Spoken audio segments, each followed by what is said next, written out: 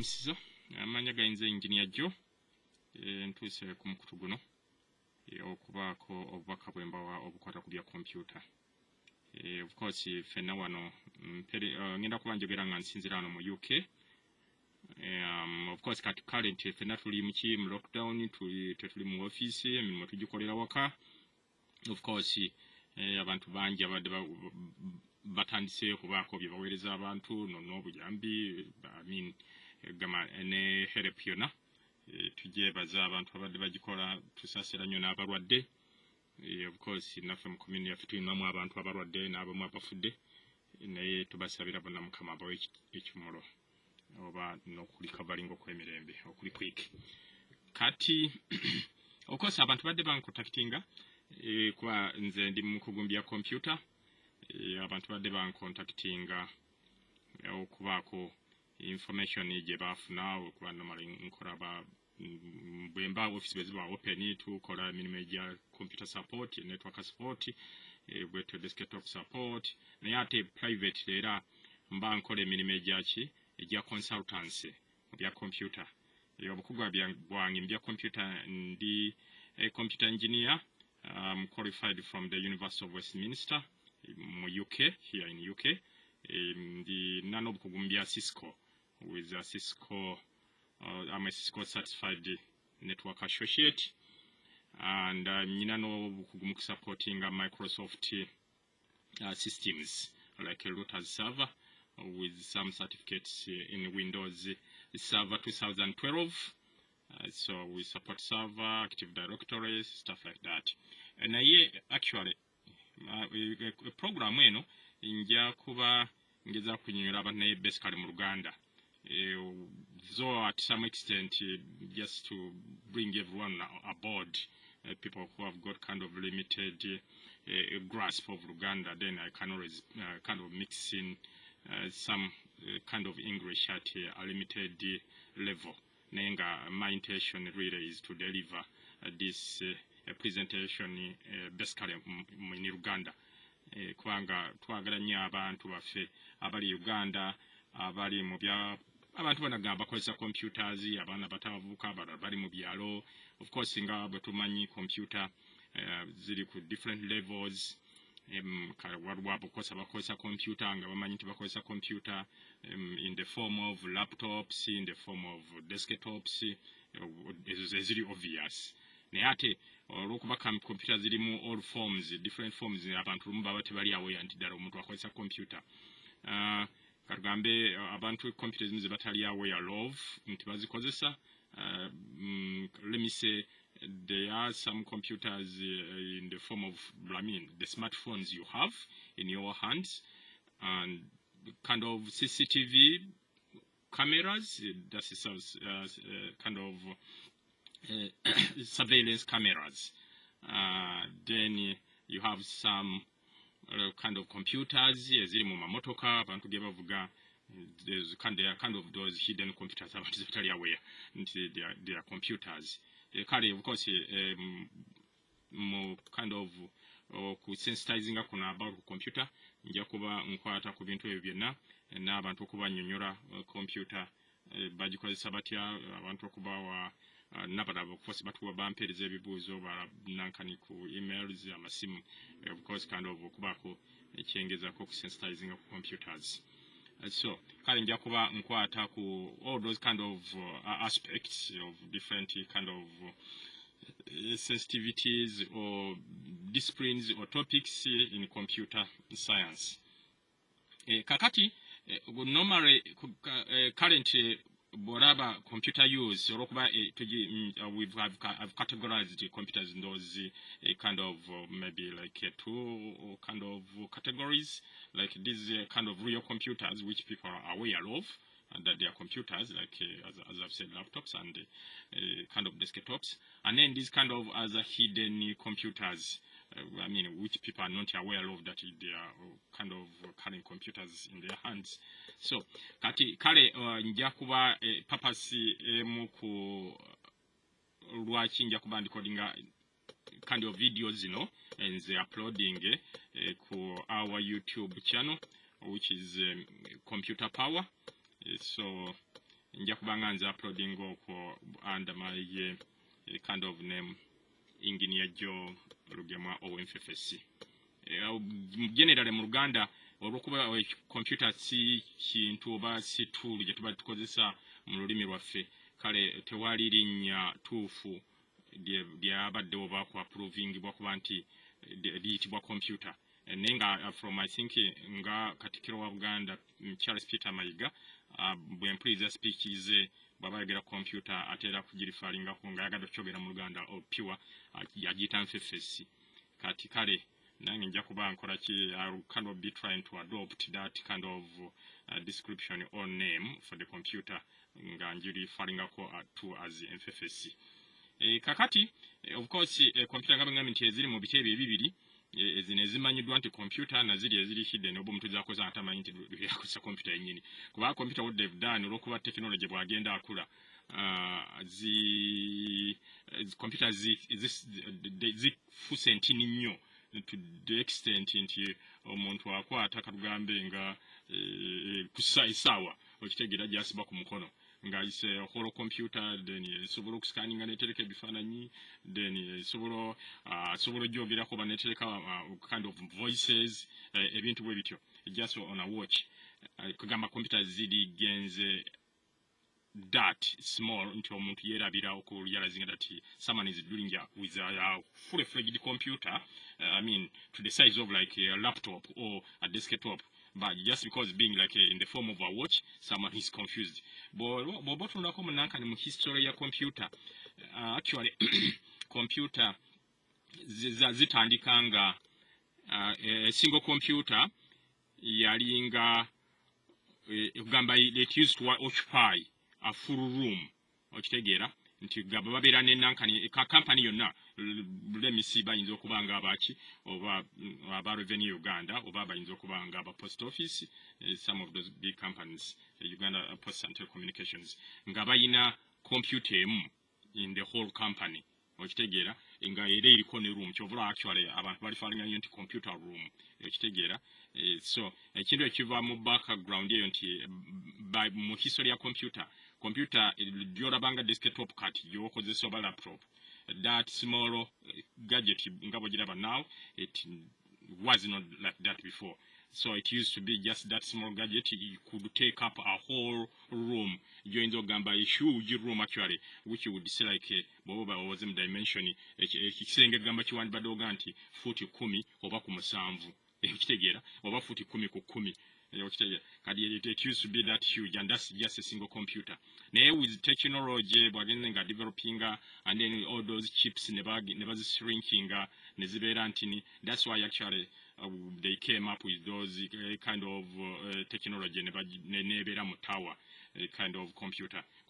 Comparing a tower computer ekyobola era bazitanga tower computer because bwe bagenda okuva mu nankani mu computer room ekitegeera ne bakolayo kentinitini zaberanga zina boxi what would you kind of compare that to kugamba jiwandise box omuli CPU processing unit omuli hard disk okitegeera eno maraba bamba jita CPU na of course it's a box ekali jibaita tower kyobola ne bazita nankani tower pieces of course kati abantu abamu aba generation n'abavuka maybe tebacha kimanyi nti eyo I mean kiva mu ekyo lwa size and whatever nezijja zikola ki zigenda zishirika currently abantu computers bayina ku desktop it's just the size of a screen okitegeera kali kuba bazifudde nti ye screen atera ye computer kale tukiyita actually bazita actually all in one. And it's that small. It has got they've removed the tower block. You are not banga until I mean separate. Then a tower block then never connect and the screen. The one is saying actually they are kind of CRT tube. They are kind of like a CRT. I think it's cathode tube. Of course, a screen a bina embutonga biringa nga TV. So you could imagine you have a tower block muri nankani CPU muri hard disk byotuza wali okukulisa ne CD-ROM oba actually even ne CD nazo the new technology kwa zatokana kubera na za diskette so kuliko just diskette CD kwa CD na new technology kati it was that huge nenga just eriko eriko 9 processor yayo munda CPU central processing unit, then ina ne hard disk. Hard disk is a hard disk actually you're storing information and whatever, of course with some RAM, of course all those kind of chips and bits they are accommodated into that whole block. And then on the other hand you used to have that screen, monitor, Twitter monitor, because by that time it's CRT monitors. CRT is cathode ray tube, because they used to use like the same system as a television kind of display. It's kind of mechanism. So it's CRT monitors. So actually, that was then. Now it's a thing of the past to the extent now, but it actually computer kad bagigasewam central processing unit hard disk ne RAM byonna babiteka butesi just mabega wachi waka screen akatini katumuzira bananka ndio tutaka butesi screen yo ngira ye processing just no plugging ako or USBs, and then no plugging ako keyboard, no plugging ako mouse, and then you can carry on processing your information. The card is computer gamba zibera compressed that to that extent, and actually now and they compress them more to the extent of the smartphone you are using now. Naye kakati because the computers is about the compressed and is very readily available because the chips are small and they can kind of be supplied and be acquired at maybe relatively a cheaper price than it has ever been before. So and that's why they've kind of managed like to get the wide market spread. So kati ne kibanga kitegeeza buli muntu kumpi akozesa computer. Bwogendo channelizing ambutufu bwakyo currently olabanga kumpi buli muntu omu generally kati alimu abantu babiri. Okitegeera okugamba waliwo omuntu gwayogera and then oinani the other part of you. Okitegeera alinganga kind of your shadow or your kind of image, or kind of a shadow. I mean and actually that shadow is the part of the computer side, because I can in the sense if I want like to get information about you, I can speak to you directly, or I can actually access your shadow. That's in the form of computer, maybe the phone you use, the desktop kind of laptop you use, or actually the iPad, kind of those kind of things, and then still get your information, even regardless of speaking to you or not. So I can still get the information I need. I can know your date of birth, or I can know where you live, or I can know what business you do, or I can know your mate, what you do around your free time, things like those. And actually even nakali information eyo omuntu ogifuna then olumu kiyinza okuba ekirungi naye ate olumu kiyinza okuba ekibi. Kati kale awo computer olwa spread neba nti eriko ebirungi n'ebibi. Kakati abantu ate bangi bo olumu ababeerawo nga banoonya okukozesa computer ebintu ebibi. And actually nti omuntu bwafuna information ye about you, olumu oyinza obutayagala muwa nnyo gwe ng'omuntu asookerwako. Okitegeera oyinza obutayagala muwa information yo nti mu biseera bye by'eddembe ogenda okola ki, nti okay mu biseera byange by'eddembe ngenda ku church oba nembere oba ngenda mu muzikiti nenkola swala oba ngenda out, and then I kind of mix up with my other mates and then socialize maybe in the bar or pub and stuff like those. So you find yourself that you don't want to kind of supply that kind of information to everyone. Because you actually because in the way it looks actually like something which is kind of trivial, that why should I kind of not free and give that kind of information to everyone. But then the issue is you've heard of people who have been poisoned, the people who have been kind of gunned down because of this kind of information which would be like kind of minor or inconsequential, but still people abantu buli kiseera bajja kubanga bakola ki bageza kufuna all this information for their kind of olwa ebintu byabwe biri selfish motives, and actually which can be sort of take obulamu bw'omu danger mu kaseera kati abaga.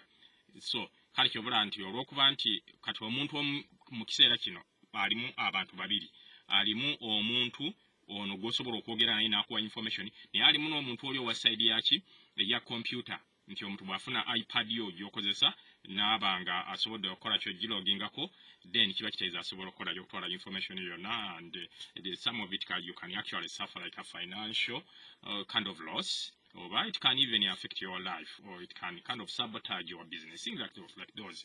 Kale oba olina okubeera careful. Nga bwe nagambye program enjagala nnyo ngikole mu Luganda naye nangambye nyiza okumikisingamu where possible olw'abantu okuba maybe omuntu apikingayo abankiri n'amanya kino like that naye nga kusinga program eno eri mu Luganda kati kale ekyo olw'okuba nti computer kati eri buli wamu abantu bagikozesa ebintu bingi kumpi kati buli muntu okunadde especially when you look at like the cities kumpi buli muntu yenna yenna ali mu kibuga mu kiseera kino as if either at least once a day interacting on a computer ojja kwesanga nti you are interacting with a computer and actually ojja kusanga abantu abo kagambe nga 100% aba interacting on a computer oyinza okwesanga about nga 60% that percentage eyo nga abantu obungi obwo bonna nga bubeera butuuka oba bukozesa computer ku buli lunaku naye nga tebamanyi abantu nga 6 ku buli 100 nga bakozesa computer naye nga tebamanyi nti bakozesa computer so senga bamanya nti bakozesa computer osanga engeri gye bandibadde bakozesa computer oba ne oba obubaka bwe bawa computer oba obubaka bwe bateeka mu public domain bandibadde bukyuka okitegeera senga baba bategedde oba n'obuzibu kyobulimu kale ekyo olumu kyekigira abantu bampereza kugamba nga information oba consultation okwogerako ku topic ngeno kati neera ndiza bwe naba ntandika nakanene nja kuba nkola ki njogera computer security kuba ebyo byonna bigwa mu computer security and sensitization and awareness omuntu we computer ogikozesa otya weekumota information yo obutakola ki obutabeera kind of obutabeera nti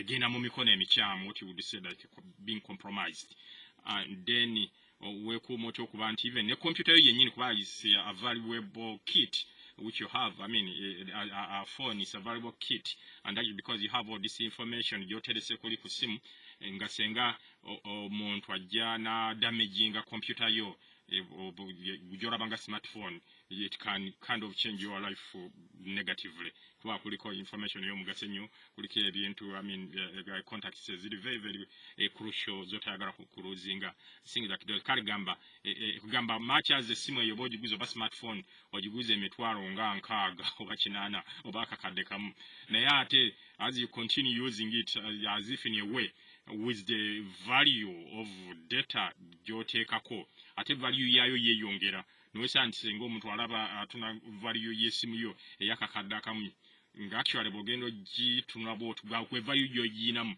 ngoyinzo gantiri mbukadde nga busatu era ngo musenga aganti okay esimu eno njitwale butwazi boti nga tolina kyo gyeko oba ompe kugamba kagambe nsenga omuntu aba agitutobanga agikujjako somehow naganti wabagizura omuwachero oli abantu gabaziranga ngolaba esimu somehow emubuzeeko enyanga ya mitwalo nga 9 naye nga ganti abo libwa agimfulira ate muwakakadde kamu n'ekitundu naye nga lwaki abamu ate sente nyingi zisinga ku value y'essimu olw'okuba eno kugamba obubaka mu luzungu kyetuyita data gyakuŋŋaanyirizaako gyataddeko eri valuable nnyo kumpi n'okwagala okusinga ate value y'essimu kyobalaba omuntu aba aginoonyoraga nti senga omuntu ampa ssente wakiri nandibadde ngula empi naye njagala eyo gye mbadde nnyina enkadde muwane ssente nnyingi asobola oginziriza kale ye point eyo naye kati olw'okuba oba yinako value eyo yonna kati ate oyina okukola ki okugira okwekoko value egikuuma ate n'omanya nti omutajja kudamaginga simu yo ne value ne information eriko omutajja gitwala kale awo wekiyingirira mu computer security era bwe tuba actually tusoma ebya computer mulimu computer security is as I've told you from my kind of brief kind of introduction. For me, I'm a computer engineer, but I'm kind of qualified, specializing in hardware and systems network, kind of I'm a computer network engineer. So we do support servers and we support routers, we support desktop, stuff like those. So we install or deploy new programs, we install software, we install kind of we troubleshoot IP kind of issues, we troubleshoot server issues, things like those. Kati naye ate ffe tuba kind of network engineers. Kati mubaamu ate abasoma computer security yekka nga mu bya computer olina specializing ki mu computer security.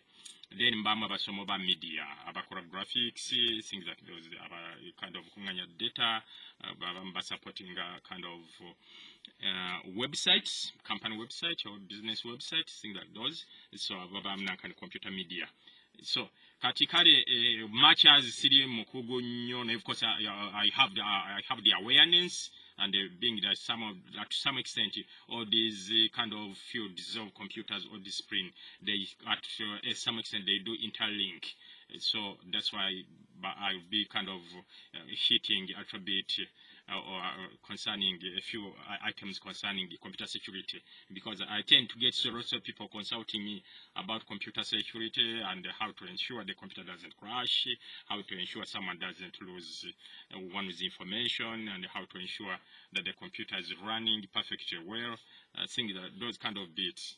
Katikale mu computer security omuntu yaba alina okukola ki okumanya olina okumanya nti computer yandibadde eri updated, okitegeera kugamba kagambe, let me say Microsoft kwa normally abantu abasinga, of course Apple computers in those tezina nnyo those kind of updates and or system updated, but they take so many years. Maybe Apple kugamba our latest technology naye ndoza never fully update maybe once in a year. Now, actually, unlike Microsoft computers, I think you have enough from your updates on a monthly basis. One of the computer security, you have a computer yo, over wetaga okuba computer yo or updating operating system. Operating system kyetubategeeza ye program eyo actually normally ogigulirako oba bo abamu agigulirako naddamu na installingako ba program gamba the whole program running kugamba kugamba operating system yebera basic program byolina okuba nayo okitegeera ku computer. Then application is byoyongerako noga nti okay kati wadde computer yange ya Windows 7, of course which Windows 7 which is soon being wiped out, or Windows 10 or Windows 8.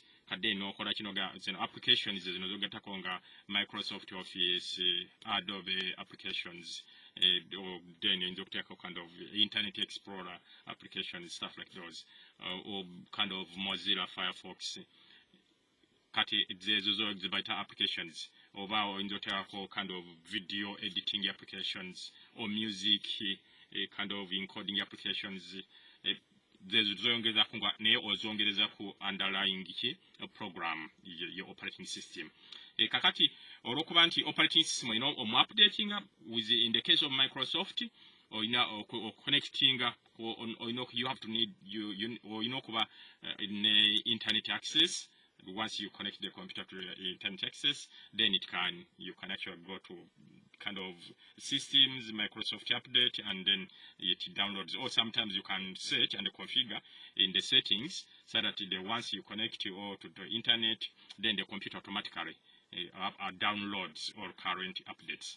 But what happens actually mu computer, bweba funya gamba nga operating system, let me say Windows 10 now, aliko they kind of commission out to a new operating system naye which is still actually mubamu obunafunafu mu computer language bakita bugs, mubamu weaknesses bazita bugs oba gamba things bebatana bakufunira oba solution oba actually faults or weaknesses which they are not able to foresee at the design of the program. So what Microsoft does, and actually because people are using these kind of programs, they are using kind of that kind of operating system, they report back and actually some operating systems they have even a kind of a way that they can report back automatically to Microsoft. So nga abantu babeera nga bakozesa the world over reporting issues, reporting problems ze bafuna ku operating system eyo kati. So all the time Microsoft agenda akola ki upgrading kati senga oba ofunye let me say if you get kubanga okay chobola in fact kati bachikyusa chobola luli during the period of Windows XP but they use actually to call it like those upgrades or updates used to be like in service pack systems. So if you look at Windows XP, in fact initially and those actually it was just Windows XP. Then after some time ngabade mu system ngokumaka rwaminga omwaka then ne bamu upgrading and baleta nanka Windows XP Service Pack 1. You still have the same kind of operating system. Then you get a Microsoft update. Then you know upgrading. About the Windows XP just ne bamuongera kontu Windows XP Service Pack 1. Era actually updates zakuwa so by that time Windows XP zali so much to the extent that you can get an update to get Service Pack 1 from Windows XP just nga oyinza okufuna updates nga ezisoziwere bibiri Tegeera. So all those kind of fixes, bugs, weaknesses and stuff like that.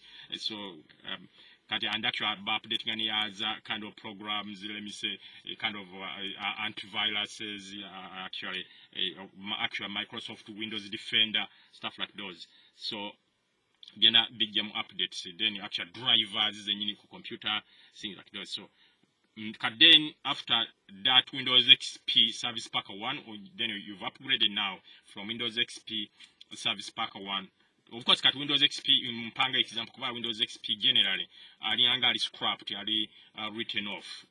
As per you can see, use it on your computer. Then Microsoft that I'm supporting because that operating system is no longer being updated. Microsoft stopped support way back about 2 years now. So to supporting Windows XP. Nenga, people use it even in this country, in the UK. I've worked in areas actually when you were able to go to support like industries, other systems are still under that kind of element, like manufacturers, factories, stuff like that. Operating system since I don't so other machines is the best operating system oyo. Kati talina issue asigala akola nenga waliwo ebintu oba program empya zotasobola mu installingako nga tezisupporting Windows XP nenga tikitegeeza nti computer ogisula osobola sigala ng'omukozesa kali nga Windows XP basokinga support ku Microsoft naye takola kyande the issue endaleberawo lwaki twogera kati ku security no updating ti olwokuba Microsoft aba stoppinze support ne kind of those updates kiba kitegeeza you are free to continue using your operating system nga Windows XP naye ate oba osobola okufuna obuzibu mu kugamba attack or vulnerable. That's what we would say. You are vulnerable. Your system is vulnerable to attack people who like a kind of hackers, computer hackers, or you can be attacked by viruses, and then it can crash your system. So I mean, it's like you use it in a way at your own risk. So that's Microsoft never calling. Nekatuga nti okay, bam upgrading from Windows XP, just then bam to Windows XP Service Pack 1. But actually at the end, by the time we were closing it, nga Service Pack 1 bamuvuddeko nga bamukozesa bam upgrading to Windows XP Service Pack 3. Tegeera a Service Pack they are kind of packages and updates some like that and ne bamu upgrading. Okugamba kiba kitegeeza bo comparing Windows XP yafulumira as Windows XP nga tukuli Service Pack 1 or 2 or 3. So olaba nti program on Windows XP just yali vulnerable. So bagenda bamu upgrading ne bamufuula a bit much secure to use operating system. So we're tugamba tuba ku computer oba nayo oba in the form of laptop oba in the form of a phone oba in the form of an iPad, kind of a notepad, wandibadde wetaaga okukola ki okuba nti oja updating. Then updating okukozesa, then you have to use antivirus. You know, ne kind of security antivirus nti or preventing malicious software asobola okujja na crashing a system. then naye nga one of actually the thing olumu kyentera okwadvisinga nga my clients normally when you have a computer regardless of what operating system you have, whether Windows XP, Windows 7 or Windows Vista or Windows 8.1 or Windows 10, which is the current version of Windows X, Microsoft operating system. So you are normally bobokosa computer yo on the phone. It's not possible that you can create multiple accounts because phone does yo okosa just nakan internet browsing tokosa nyo bintu bingi nyonga kukola chiko graphics or stuff like that. Na kakali yo phone tekuwa options ezo kuganto sobola creating accounts. Naye bwobanga one of the creating a security nga betuga nti wetaga okupdating a computer yo nofuna current version of Microsoft updates, then oba wetaga okola updating other applications like Adobe Adobe applications, then your Flash Adobe Flash player, things like those, because abantu olumba bakozesa obunafu buli mu Adobe application or any other applications asobola kuba kind of eyinza okuba Internet Explorer as an application. So and then you get an attack from that vulnerability. Computer nebeera compromised oba omuntu nakola ki natwala information yo. Actually today abamu bali malicious actually, because what they do, it happened to me some time back whereby a computer yange in fact I was upgrading for Adobe because it was an old system, and so when I upgraded for Adobe, it gives like the option, oh, the Adobe, would you want to upgrade the Adobe? And actually it came up with the kind of the dialog box of Adobe. Dialog box bwekugamba obuntu obujja akajja ka window ku screen yo nobango osobola okufunako option nti oba install oba kind of cancel, things like those bwebayita dialog box mu computer language. So today it came, and then actually I chose to install, and actually after installing immediately all my programs, all my documents, everything crashed. It's not even crashing as such, but I couldn't even access anything. The computer could open, you could run the operating system, everything was working fine. But whenever you could go to open up any document, it couldn't. It came up with kind of requirement that you need kind of to contact a certain company that, to unlock all your files, So all my files were locked. Katinemanga sobra korachi. Nzigulawo any documents, but only because of being a computer engineer. So that's why to emphasizing okubanti you back up all the time.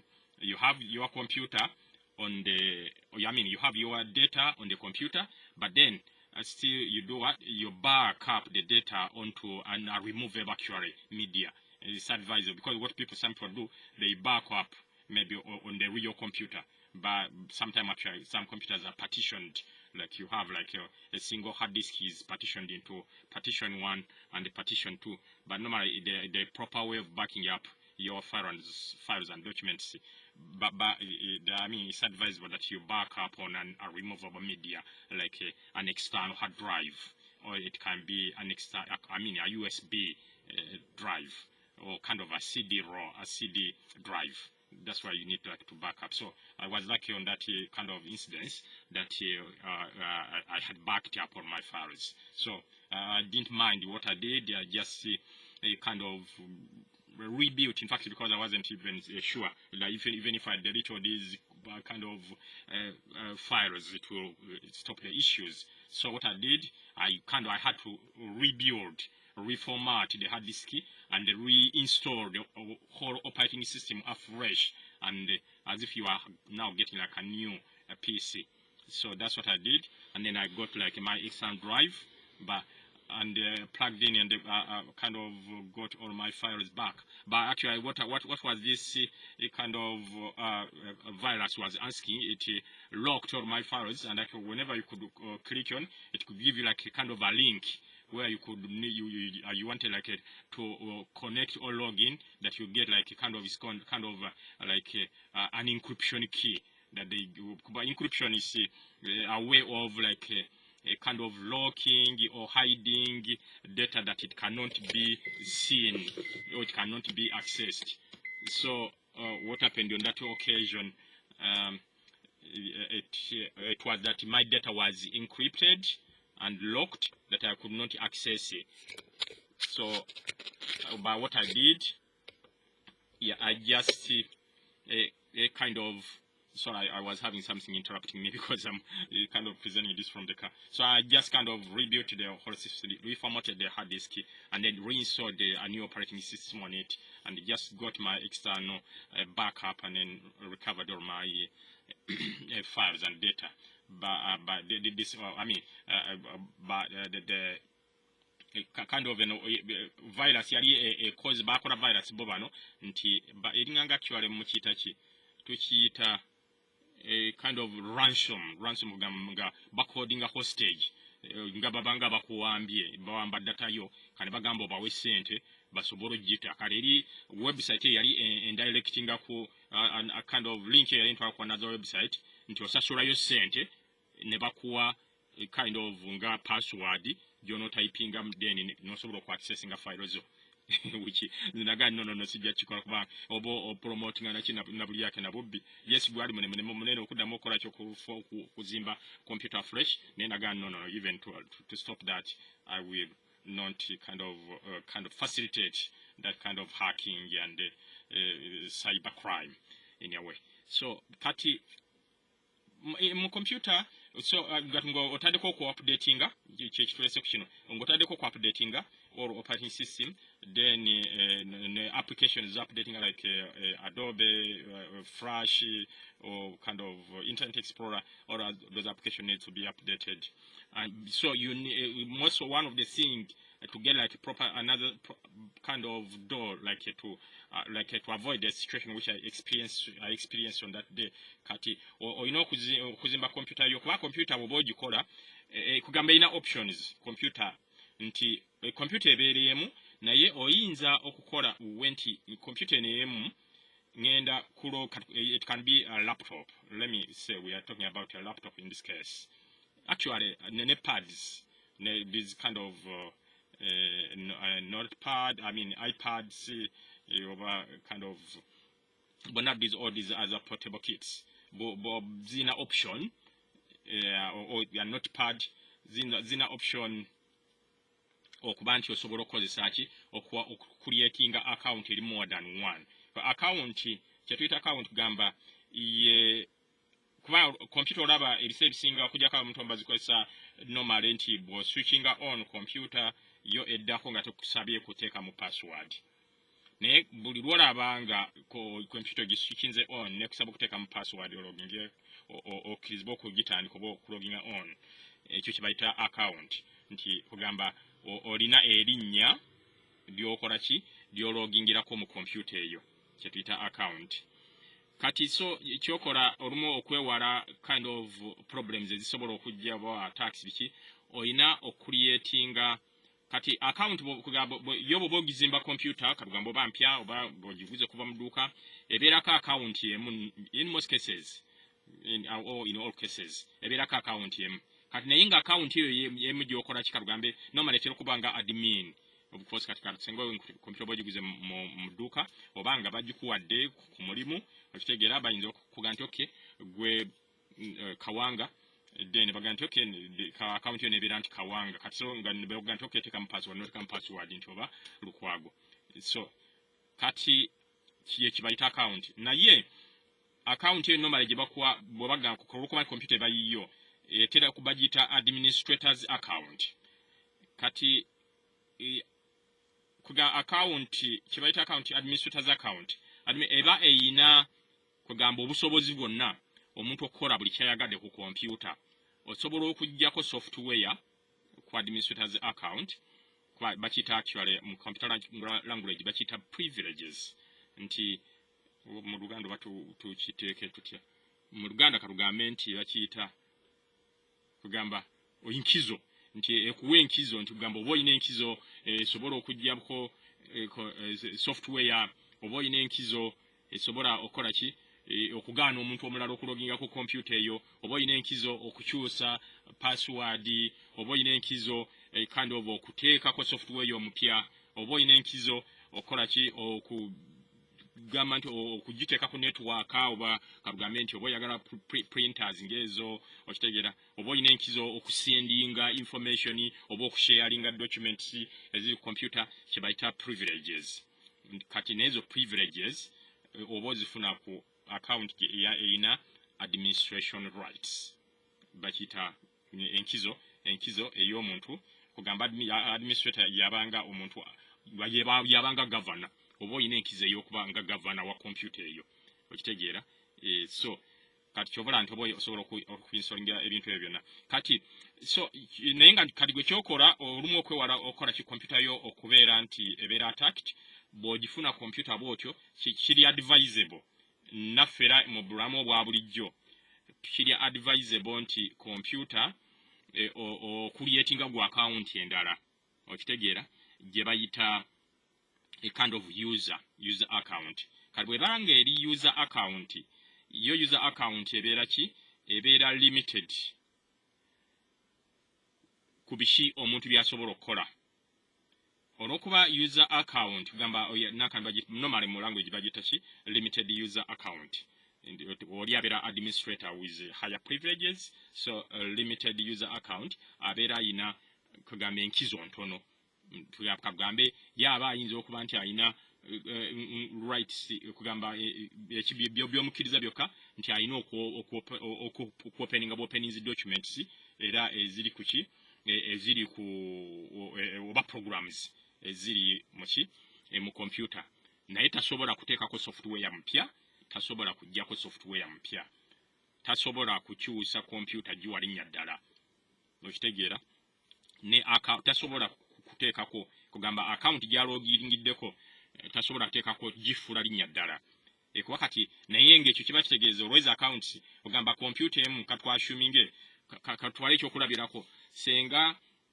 oba muyina waka nga waliwo taata w'abaana okitegeera waliwo maama waabwe waliwo n'abaana abasoma kati naye muyinza okusala muga nti katukozese computer emu kati nekiba nkitegeeza obanga ye tata w'abaana ayinza oga nti okay nze account eyange nze maninga computer eno nze manager kati ye n'abeera account ye n'ebeera nga ye administrator naye newankubadde gwe oli administrator nga tata w'abaana kiba advisable nti naawe era oyinza okucreatinga account endala yesinga yo gwe ologingako nga tata w'abaana naye nga ologingirako ku account eriki eri limited mu privileges okujja unless ng'omanyidde ddala kyokola kiri advisable bw'oba tomanyidde ddala kyokola tekiri advisable kukozesa computer yonna ng'ologinzeko on as an administrator that's a no naffe abamanyi kye tukola mu computers we don't do that unless maybe what you are at place of work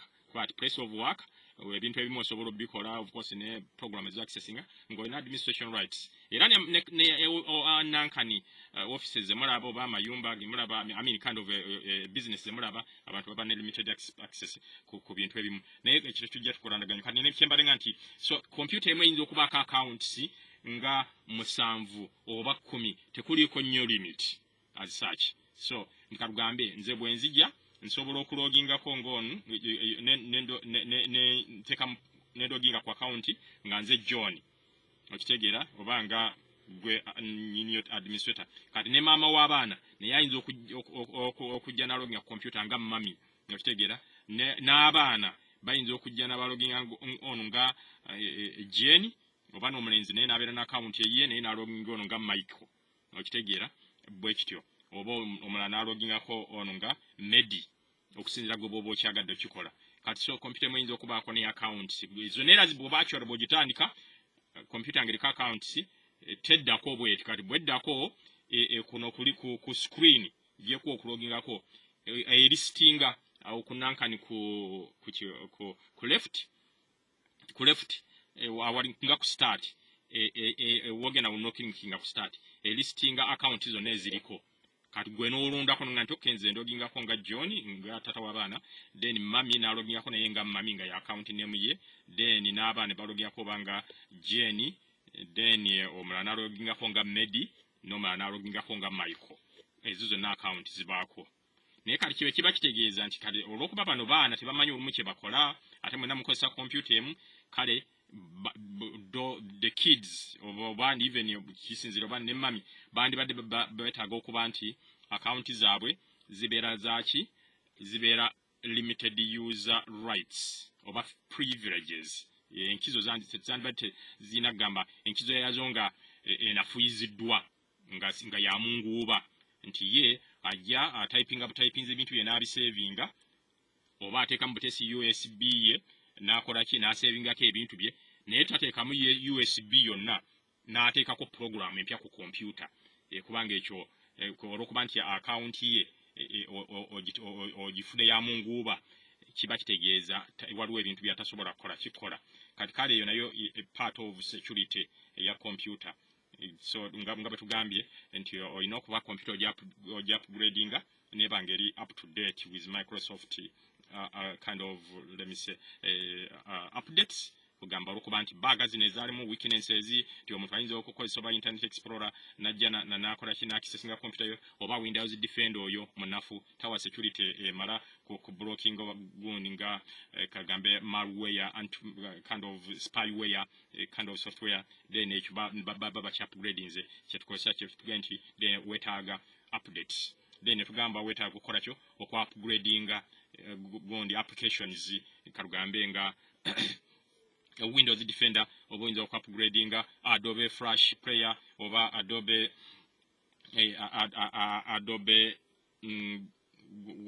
what's that Adobe Flash Player oba Adobe PDF Reader, things like those byonna biba bisobola okukola ki oku updatingibwa. Then onobanga okode tugenda ku kyokusatu tugamba nti oba weetaaga okukola ki okuba nti olimitinga access okola account ezaki ezina limited user rights. So nti tewandibadde tologinga ku computer fena normally buli obeera ne computer yonna kiri advisable nti tologinga computer ngokozesa administrators right unless you have a reason. Kati nefuga nti oba wetaaga kukola kyokukola user rights kind of limited privileges. Era buli wogenda okweza okuinstallinga software ng'ekugamba nti you can't install this software computer ekuwarninga unless you have administrator's password. Kati gundi yakikola automatically Windows like okuva ku Windows 7 osobola okubeera katugambe nti limited user account no installinga software senga administrator aina administrator password abakuwadde password eyo naye bw'oba togimanyi tosobola okitegeera oba tosobola kuinstallinga software kati so eyo nayo nakani kind of that's you would term that as another layer of security, having like a multiple accounts and actually especially like a limited user rights accounts rather than the administrator or privileges accounts. So kadeni oba oyinokola ki oba wetaaga oku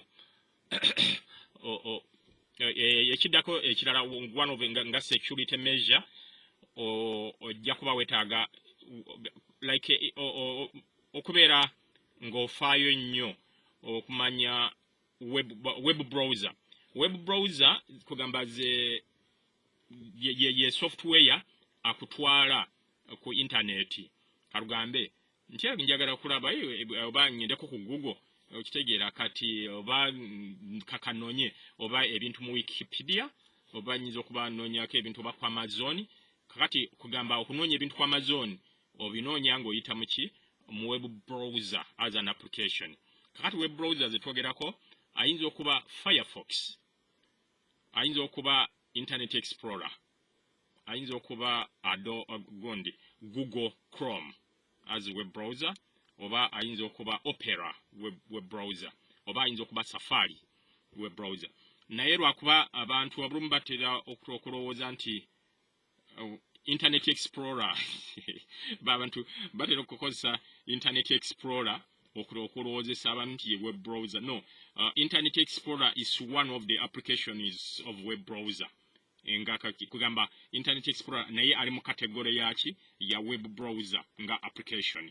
So kali kiba kiteeza still ne bw'oba tolina Internet Explorer osobola okukola ki okunoonya buli kyagala oba okugenda ku World Wide Web kagambe no ku site z'abantu kagambe okozeseza Opera web browser oba ng'okozeseza Firefox web browser oba ng'okozeseza Firefox ya Mozilla web browser oba ng'okozeseza let me say Google Chrome web browser oba Safari web browser. Actually web browsers ziri popular nenga ziringa you can actually get about a list of 10 web browsers ezimu tetuzikozesa bukozesa nayenga kati kyendeseza ku web browser ku internet ku computer security nti oba oyina okuba nti okola ki wewala okozesa gundi especially gundi web browsers amanyi web browser gambe ziri so professional zino zikola mbintu kagambe one of example ejja kubanga gundi Internet Explorer nazo ziri munanka actually bas Internet Explorer 8 Internet Explorer 11 and actually that's for Windows 7 Windows 7 by the time of kind of at the end of almost because Windows 7 is coming to the end of its life. Now I think the latest version ya Windows Explorer the Windows Explorer going 11.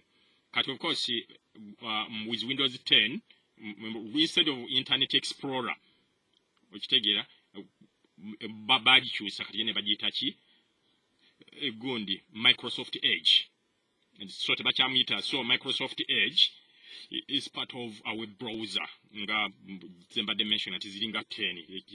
Mozilla Firefox, then Opera web browser, Internet Explorer web browser, then Safari web browser, Google Chrome web browser, then inoteka kati Internet Explorer njogede, then inoteka ko gani ompya or Windows 10 gubaita Microsoft Edge. Microsoft Edge is a web browser. Instead of calling it Internet Explorer, we say Microsoft Edge. So, katikali is or you know kwewala Windows I mean web browser or Internet Explorer ne window web browser or Microsoft Edge.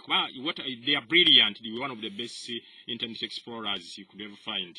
Na ye obuzibu olwokuba zikola ebintu bingi kati si kirungi nnyo okukozesa programs ezo ku normal use ya bulijjo kubanga abantu abamu bazikozesa ng'okola ki nga okuyingira mu computer so abantu bayinza okukozesa ebintu bingi computer yo nebeera compromised. So for in that kind of perspective of view, that's why you would avoid to use Windows Internet Explorer over Microsoft Edge as web browsers. Kubanga kugamba zina capability yachi actually what you would call RDP, remote desktop connection.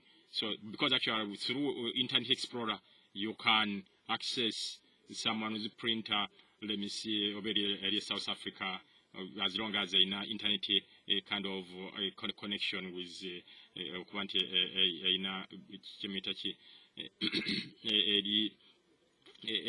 an IP, as long as in an IP address, so you can access it in the South Africa, Ngagori, Jamaica, no accessing it ku Internet Explorer.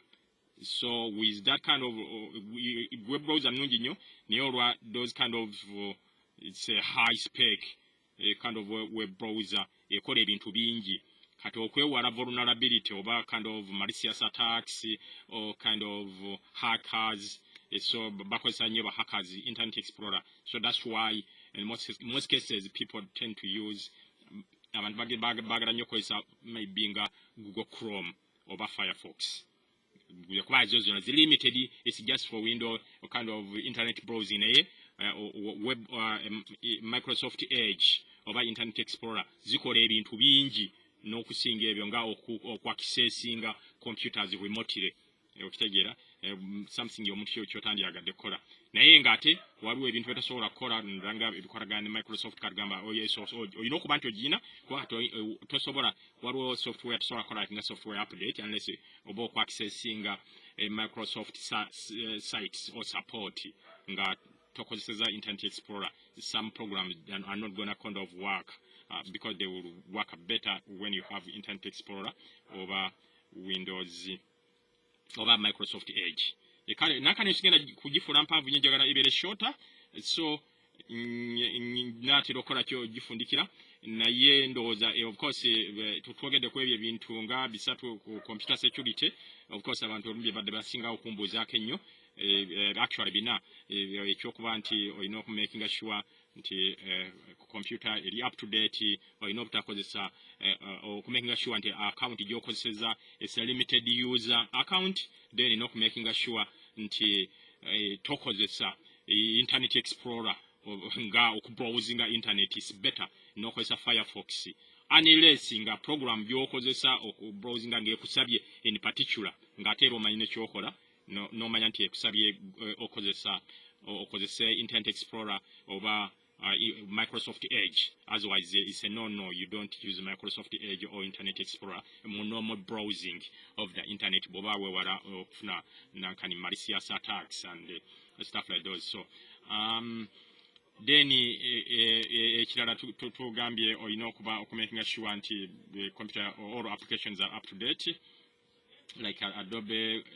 Flash Player, Adobe kind of PDF reader, stuff like those, all those kind of applications or web browser applications, to make sure they are up to date, because all the time they keep updating those Microsoft or the kind of the whatever the publisher of those packages. Ekale kugamba security are very important mu computers. Abantu omwanyi oga why would I be concerned that much? Kuba ojja kubeera concerned olwokuba omuntu bwa compromising an information gyoterese kuli kiki nasoso kuga nti omuntu ayinza okubuuza information eyo n'agikujjamu nga bw'oyogera, neffe bwe twalinga tusoma ku data sitanga tusoma statistics batugamba ekizibu ennyo okugazalinga data to kind of to interview abantu n'amanya nti you are interviewing him, because normally abantu bataninga obutakuwa data ntuufu bw'aba ategedde nti you are interviewing bebuuza why would you need that data.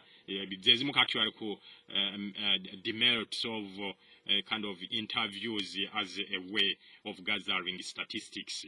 So naye kana wano kibakiteza abantu maybe in most cases they don't tebayetaaga nnyo kola ki kuba nti bawayo information eyo kati olwokuba abantu bakimanyi ti information omuntu yemukwatako ayinza obutagala giwaayo, kati abantu bakozesa side eno endala nagambye omuntu munno ali copy yo eri eya shadow, the shadow image of you okitegeera kati the shadow image gye tugamba eki computers zino okitegeera those kind of phones smart kits, the CCTV or surveillance cameras n'omunaba ng'asobola okufuna information ate bw'agifuna kiba kitegeeza obulamu bwe kibuteeka mu katyabaga.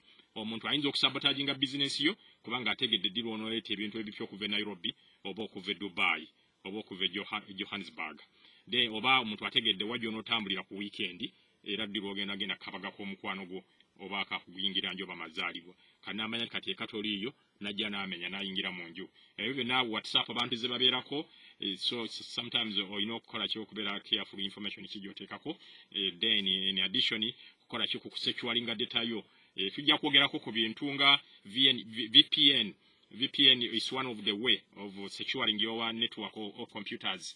Those are my next kind of visit or my next presentation. I'm sorry, they don't nakantera bise bulungi olwokuba fena tukolera waka abana bali waka abantu bonna bali waka noise badde gye waka and nene yanza abasobola okufuna nakan time eno njja kubangi uploadinga kuki ku my YouTube channel mbenga nsobola okukola ki abantu basobola okufuna message eno kale ekyo bolaba anjikoledde na mmotoka bwire okukosa yinza obutaba clear nenga my next video zijja kuba nti olwokuba we are talking about computers zijja kuba ziri a way of presentation really nti kuba some of the bits njja kuba nyina okuba nti ndogingako on ku computer then nenkulaga network PC nengeri gye basettinga mu karuga boba ogira okosanga nga batogedde tuyinza okukola okumanya VPN ekola etya ekuyamba ki ebintu bwe bityo gyese Uganda mbala bazikozesa kwe bali, so things like that. So katwagala abantu babenga bali sensitive nga bali awe yatenga omuntu amanyi biki byatekako information giki byatekako olimbya politics oyagala kwesimbawo nga MP oba kansala w'ekitundu ate yagala opponent wamanya ennyo bakyaba kukolera campaign bali wabono ugamba yes ajja bamanya ki some stage naye tuyagala bamanye ale okitegeera toyagala amanye na kumanya kiki kyokola okuba nti ojja kubeera you put up kind of a formidable kind of campaign and a challenge. So you need to keep that information private. So sagadde nakanene singa ennyo wano mwebale nnyo abaddeko mwebale nnyo okuba nti mukola ki mu picking the interest mu video eno kale mbeere bulungi amanya nze engineer Joe Lugemwa ndi musajja asibuka ekannabulemu eyo Masaka so mwebale nnyo abadde nange mweraba